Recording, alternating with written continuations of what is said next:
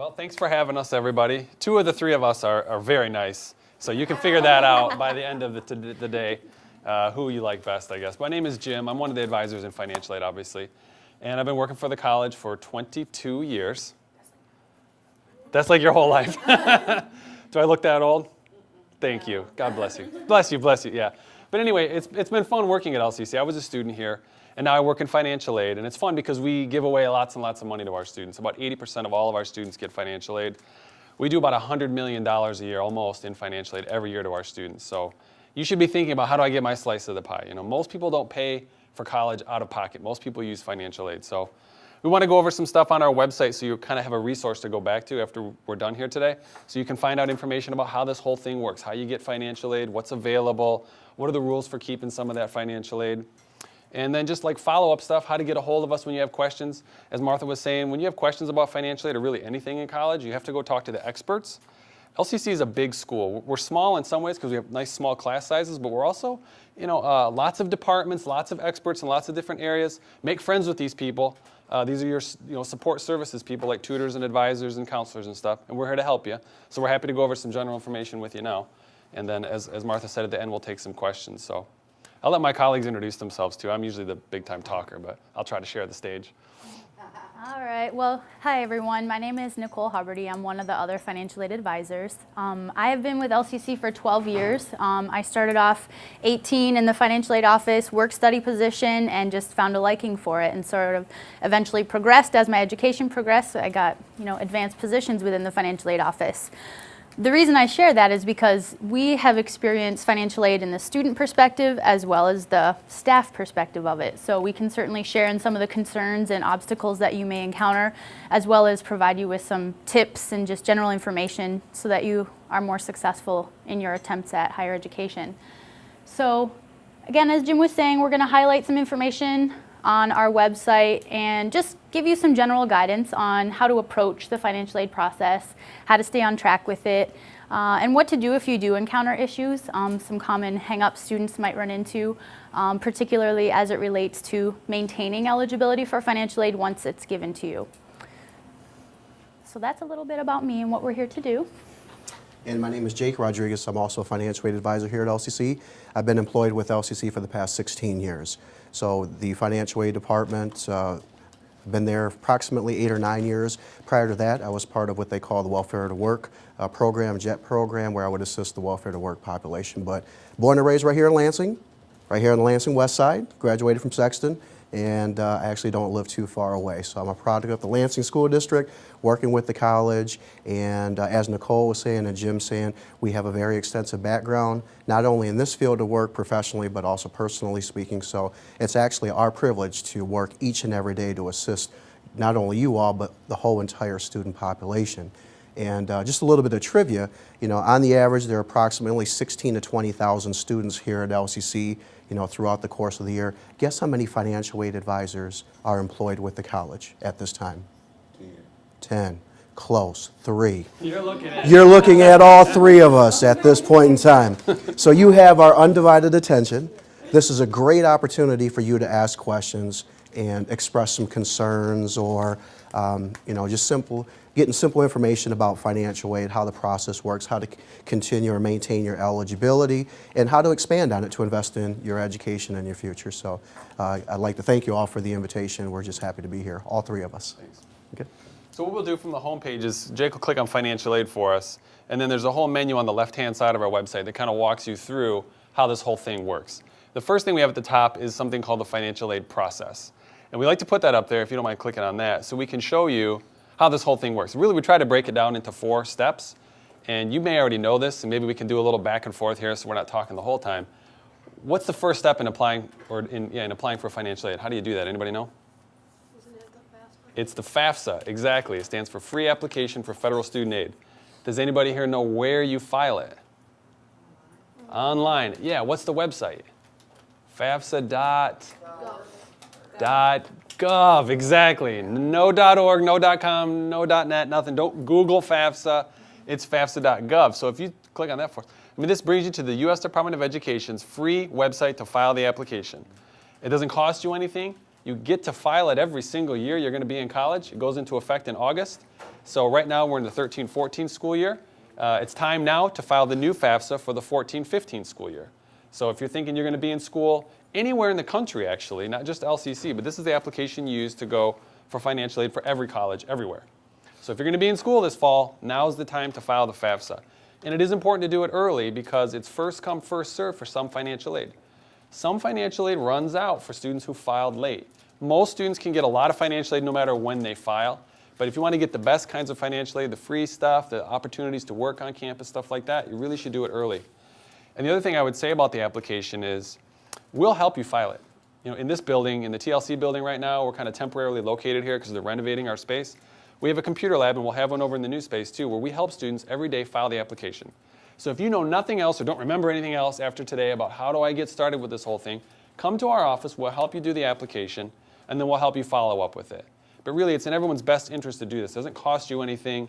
You could get lots and lots of free money or other kinds of assistance to help you with college. So that's the key, most important form we like to start with. After that, I'll just say a little bit about the rest of the process. Then we'll talk about the types of financial aid and some of the rules that go along with them. We get your results of your FAFSA here, and we load it into your LCC Banner account. You guys know what Banner is, right? So you log in there. Once we get your FAFSA, we create a student financial aid module in there where you can track all your financial aid. You can sign in there and see what forms do I have to turn in, how much financial aid did I get awarded, should I accept this financial aid or not. All kinds of information then starts getting sent to you in your email and all through your Banner account. So that's really what step 2 is about. Sign in there, see if we have any other requirements that we need from you, which quite frankly, and some of you have probably already done the financial aid process, you have to turn in forms like follow-up forms. It's pretty common. It's got to be well more than half of our students, after they do the FAFSA, have to turn in some forms to the office. It's kind of like a quality assurance measure. The government has to audit and make sure everybody answered everything correctly on certain parts of the application. So you usually have some kind of follow-up stuff you'll have to do. If you're going to accept student loans, there's a couple other steps that go along with that, and we'll talk about student loans in a minute. And then the last whole kind of step of the whole financial aid process is how do you get the money? We don't give you the money until tuition and fees are paid first, so that's how financial aid works. You don't have to deal with paying your tuition and fees. The government's going to pay you this money. We get it here first. We hold on to it, pay all your tuition and fees. If there's leftover money, we send it to you. If it's all done early enough, you get a book advance from us. You get that before school even starts. And then later on throughout the semester, we pay the financial aid out to you as you're enrolled to make sure you have enough money, and to help with budgeting, you get more refunds throughout the semester if you have enough financial aid.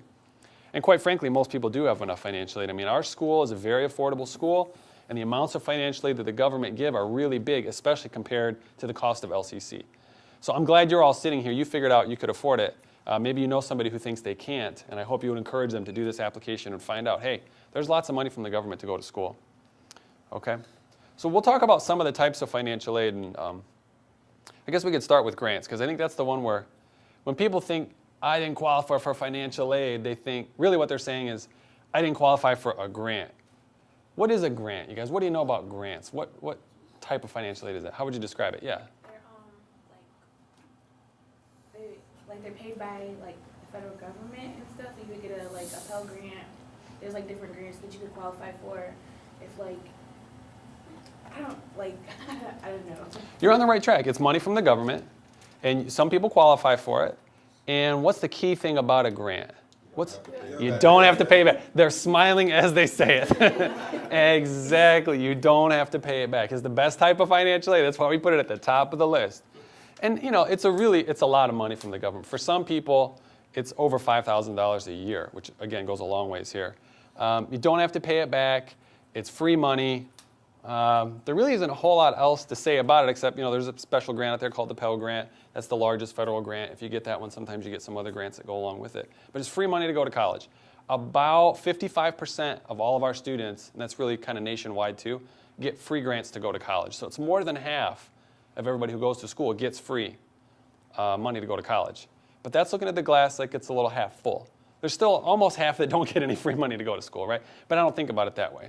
Grants is not for everybody, but it's a lot of students will get it, and there's other kinds of financial aid you can get if you don't qualify for a grant. The thing to qualify for a grant is you basically have to have a lower income. The lower your income, the more likely you are to get a grant. And again, like I said, most of our students do get those. So we'll help you figure out if you qualify for those once you do the financial aid app. We should talk about loans next. I don't know if either of you guys want to jump in. I'll go ahead and talk about loans. Okay, so student loans. So what's the fundamental difference between loans and grants? That's right, not so many smiles that No. time. But yes, so student loans have to be paid back, right? Okay. So some of the loans that you may be offered here at LCC and at other schools, you're going to see different types of loans offered to you. So if you see a subsidized loan offered to you, that means the government is subsidizing the interest. In other words, they're paying the interest for you while you're in school. So if you take out a subsidized loan, the whole time you're in school, it's not collecting any interest. Okay? So if you borrow the unsubsidized loan, the minute we give that to you, the minute we disperse it on your account, it's starting to collect interest, and it will do so the whole time that you're in school. Now, some students will try to pay off the interest on the unsubsidized loan while they're in school, which I would encourage you to do if you're able to. Otherwise, what would happen is that interest is going to capitalize on the loan, so add to that initial amount you borrowed. So in the end, you're going to be paying back more than you initially borrowed. Is that right? Yep, because of the interest. So, of course, the loans are there if you need them. That's why they're offered to you. But just because you were offered a certain amount, you really want to kind of take a look and see, do I really need all that was offered to me? Because when we're determining how much people get in a student loan or financial aid in general, we're working with averages. So we kind of average out your costs of what we think for an in-district student taking full-time. There's a number of different kind of categories that you may fall into. But just keep in mind, when you get those offers, those are averages. So maybe you don't need as much as was offered. Some students actually may even need more. But typically, just understand that when you get that, it is averaged out. So really think before you accept that if you don't need all of that. And keep in mind too, if you change your mind later on within the semester and you maybe at first took a little bit, but then you need an increase, you can always come back to the financial aid office and we can work with you. We'd rather you kind of take less in the beginning and ask for a little bit more later than to take way more than you really need and then be stuck with that debt accumulating interest the whole time. So the point being, when you receive your award letter from the financial aid office, which is probably one of the very few pieces of paper you're ever going to get from us, when you receive your award letter, you will have offers for student loans on there. And again, if you've got any eligibility for the subsidized, that would be the one you'd want to borrow first, keeping in mind that unsubsidized loans do start collecting interest. So those are the kind of major differences between subsidized and unsubsidized. You may also see offers for federal direct plus loans. That is a loan that a parent borrows on behalf of their student. So these are a very different type of loan because these are credit-based. So a parent who is interested in borrowing a loan for their student does have to have sufficient credit to be able to borrow that loan amount. That's not to say if a parent is trying to help their student and doesn't have good credit that they can't still do that in another capacity. But just understand that within your offers of financial aid, you may see at Parent Plus loan along with your other loans. Realistically, at our school, a lot of students can get through LCC without having to borrow those parent loans because generally speaking, you're offered enough on your own as a student to be able to cover it with your student loans. And of course, if you qualify for a grant on top of that. Yeah? Does the student have to be a certain age? Does the student have to be a certain age? I don't know that there's a cutoff age for that. I've never really encountered that as an issue before. So, but yeah, again, that's a different type of loan amongst the others you may see offered to you. Just understand that they all work a little bit differently. And so if you're trying to decide between one versus the other and you're not quite sure, certainly feel free to check in with the financial aid office. We'll explain a little bit more about each one. Just know that there's some differences there. Finally, I'll just say briefly about private or alternative student loans. These have their place in the financial aid world, but realistically, these are not the best because, well, they're not through the federal government, so they're not offered the same sort of options for you when you go into repayment. When you go into repayment with a federal student loan, you're going to be provided with a number of different options for repayment. And if you have a certain circumstance that comes up, there's options where you can even postpone payments or stop making them for a while. When you're dealing with a federal a private or alternative loan, you may not be offered those sort of things. Another one would be if you graduate from school and you've got a private loan and you go back to school, they might not allow you to regain that in-school status again, whereas a federal loan is going to allow that to be an option for you. The times where you may encounter considering a private or alternative loan would be if for whatever reason you lost eligibility for federal financial aid and you wanted and needed to continue in school while you're regaining your eligibility, or if you're in a really high cost program and your other financial aid isn't enough to cover it. So sometimes we'll see nursing students or other students in more high-cost programs have to consider a private loan to cover all the expenses of a program like that. But generally speaking, the majority of our students don't really deal with the private loans, but just understand that when we make recommendations to you as far as what kind of student loans and what kind of financial aid to apply for, we always say look to see what the federal government can offer you first. Then we can kind of talk about other options from there if that's not available for you. So how do you get considered for a student loan? How do you find out how much you can get and what kind? What's the way that you initiate that process? How do you find out? FAFSA, that's right. So same thing. That one application, that FAFSA, will give you consideration for grants as well as student loans. So it's not like multiple applications for the same thing. So the FAFSA will review you for grants, will review you for student loan eligibility, and send that information to your colleges that you list on your application. Yeah, let's talk about scholarships, but I want to say one last thing about Sure. Think about if you're going to borrow a student loan, it's an investment in your future. It is a lot of money you could get into borrowing, but your earning potential with a college education is far and away better than without one, obviously, right? You can earn $500,000 to $1 million more in your lifetime with a college education. So if you borrow some money to invest in yourself, it's probably one of the best investments you can make. And anybody want to guess what the average loan debt is somebody is walking around with right now with a college degree? Yeah. 20,000. That's a very good guess, actually. Yep. It's pretty close. It's almost 27, 28,000 right now. Which, again, a new car can cost that much. And how long does that last you? Maybe 10 years, maybe? Yeah, but a college education is something that lasts forever. And it has earning potential your whole life. So it gets you into a quality of life and a standard of living you really can't get any other way. But yeah, we want to kind of guide you through making these decisions so that you can graduate college, and if you have loan debt, that it's a manageable amount for you. And also that if you decide that you have a long-term goal of transferring to a four-year school, that you haven't used up all your eligibility here so that you have enough to complete your four-year program.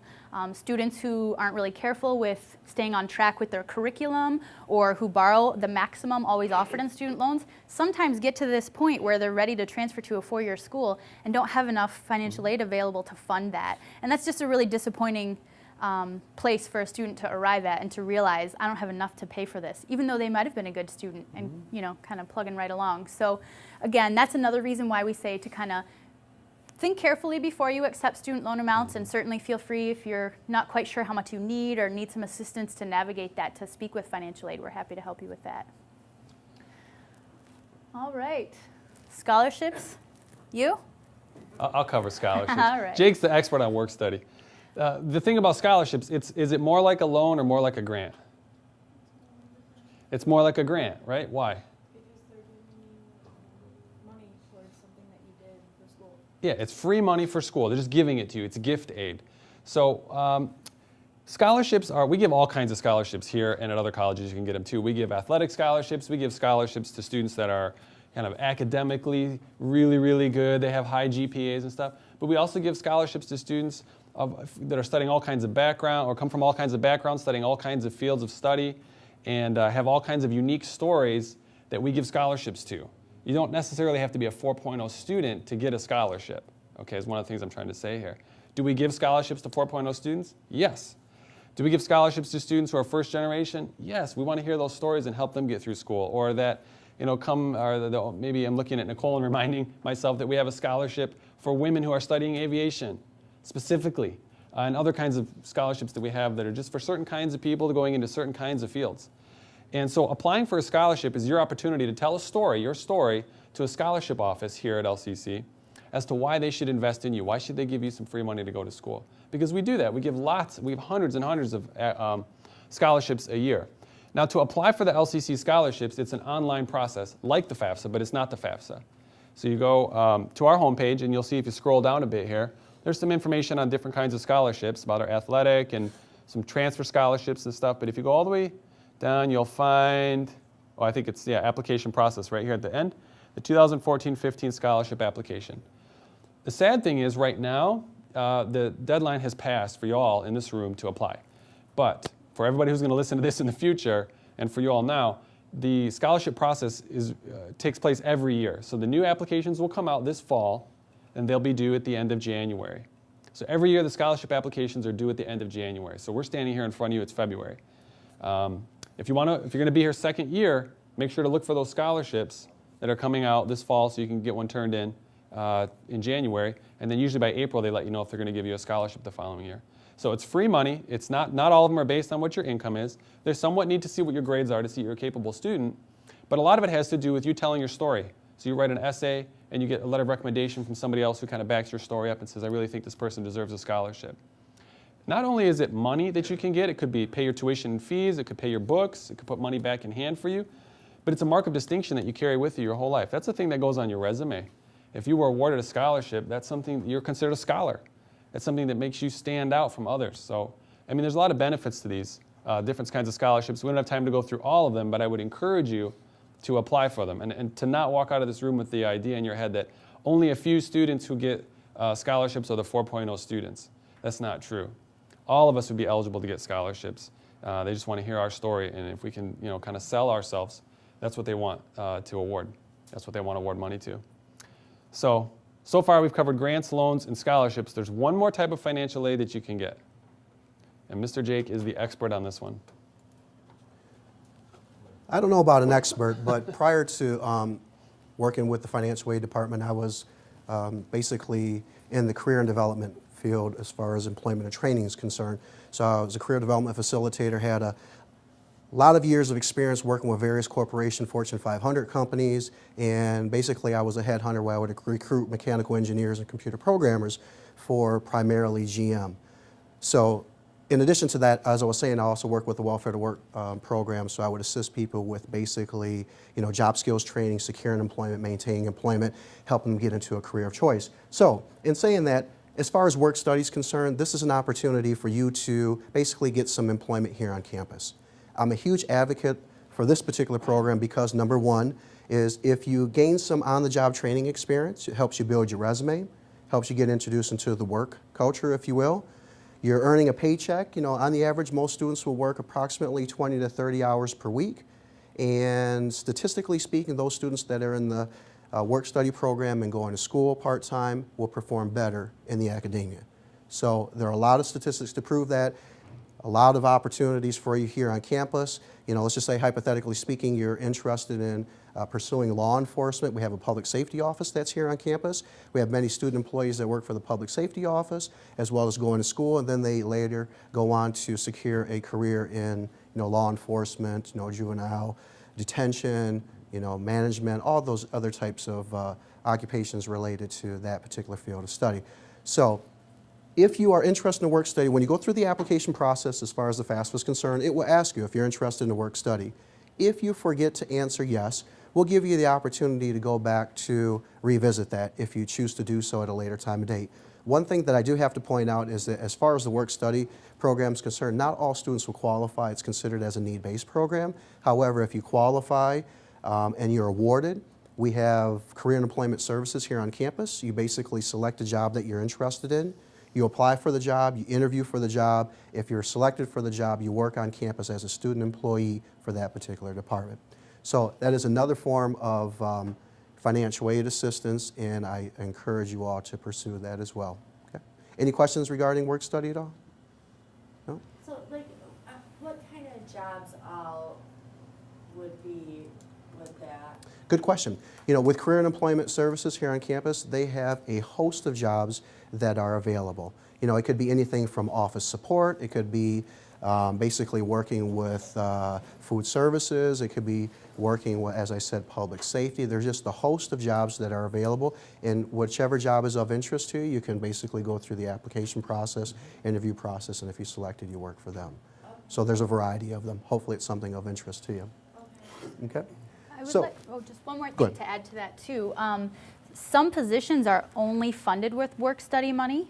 So when you are a work study employee, That is a fund separate from LCC's normal funds that would be used to pay you. Now, some departments and areas are only functioning with the work-study fund. So again, if you are a work-study applicant, you would be more desirable because they'd be able to hire you versus someone else that they couldn't with a different fund. So again, if you're considering campus employment, find out for sure if you qualify for work-study, because again, you ultimately will have more options in where you can apply.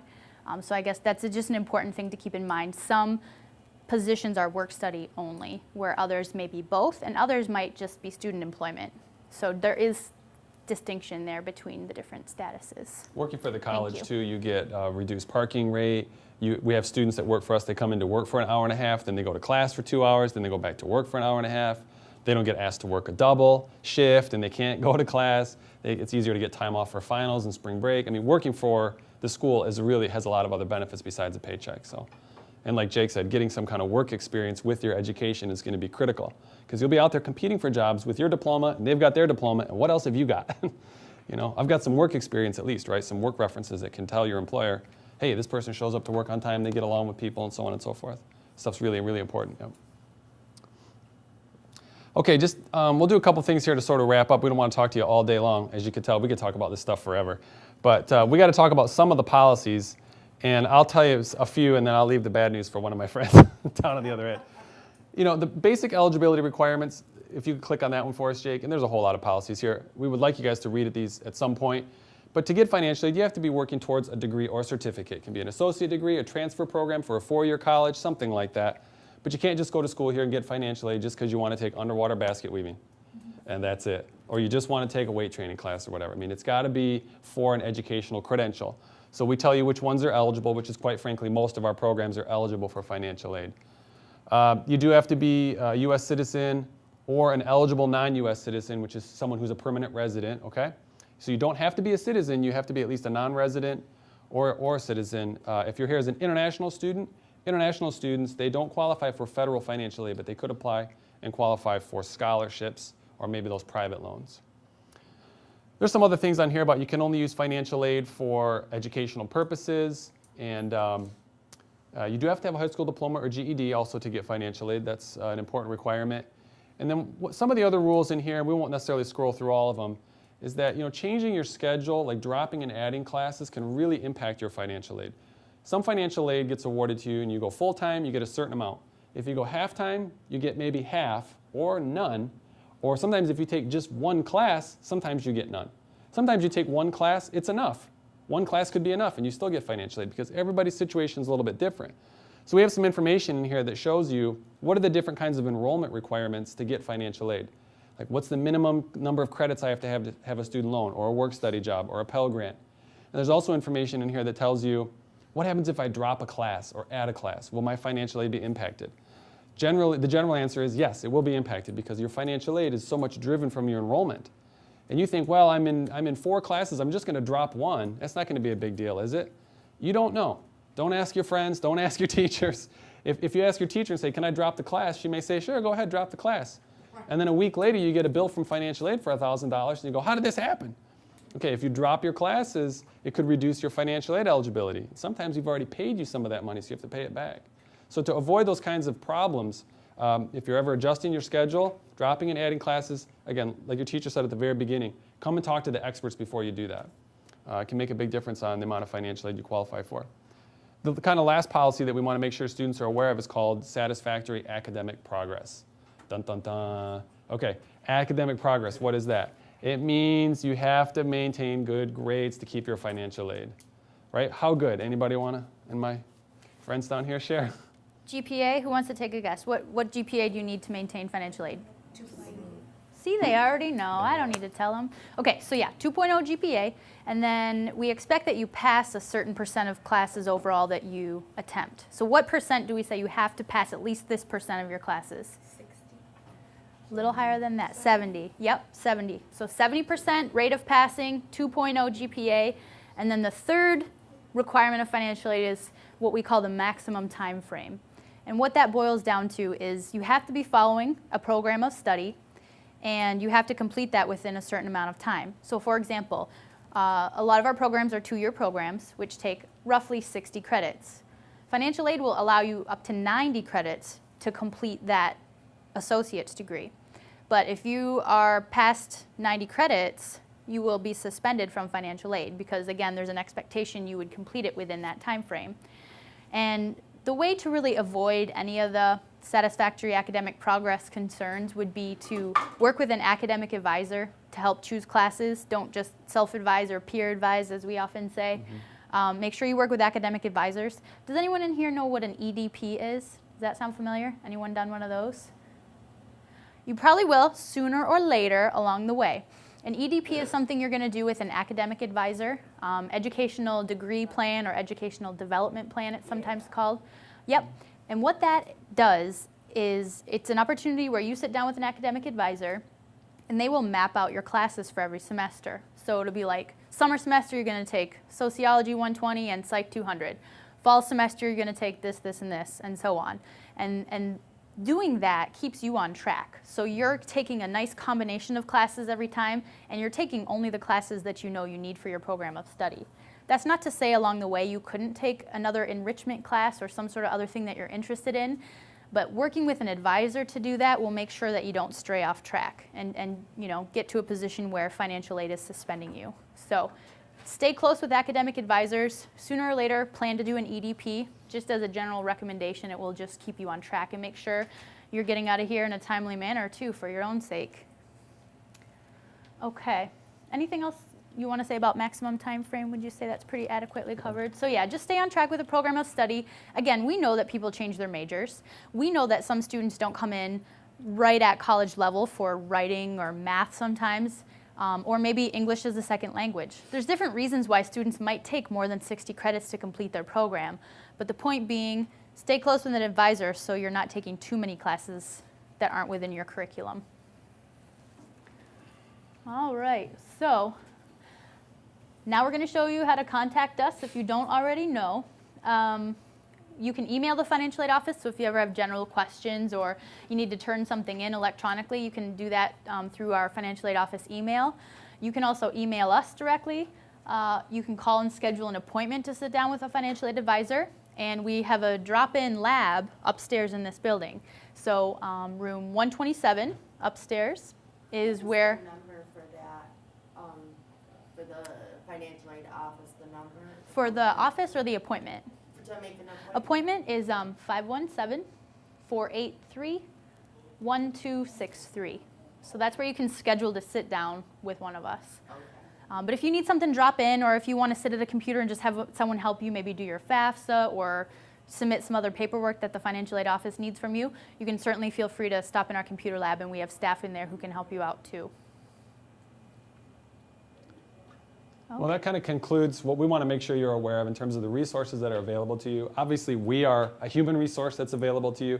You have this online resource, and actually, Jake, if you can click on the home page for just the financial aid homepage, it will show you. We put announcements out here and important dates and other kinds of broadcasting information to keep you updated as to what's going on with financial aid. And if ever you have questions, again, we've said this a lot, just please come by and ask us. We'd like doing this. This is fun for us to help you figure out all the financial stuff is all squared away so you can focus on your academic stuff. So thanks for inviting us, and have a great rest of the day.